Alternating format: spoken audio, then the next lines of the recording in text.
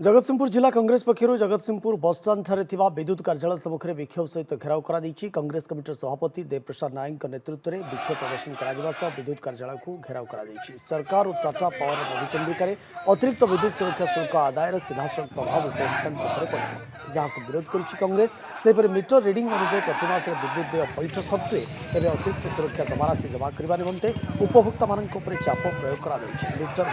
भल बलपूर्वक smart meter बसाइवा बाध्य कराफल तीर्तोल नरुआ छकरे टाटा पावर एभली मर्मारी को विरोध कर विद्युत उपभोक्ता पक्ष रास्ता अवरोध कर देखो ओडिशा होची विद्युत बड़का राज्य एथि जति विद्युत प्रोडक्शन हुए आमे बाहर राज्य को रप्तानी करुचे आमे एक्सपोर्ट करुचे बाहर राज्य छत्तीसगढ़ आमठू बिजुली किणुचे किंतु छत्तीसगढ़ तारीफ आमठू कम आमे अधिक दौचे ठीक अच्छे तमे सिक्यूरीटी डिपोजिट आम पाखर नेल स्मार्ट मीटर ना रे आसिकी कौचे जे आमे स्मार्ट मीटर यही स्मार्ट मीटर लगे पर्टिकुलर कंपनी सहित समझौता करी तुम स्मार्ट मीटर लगौच अधिक चार्ज करुच स्मार्ट मीटर चार्ज करुच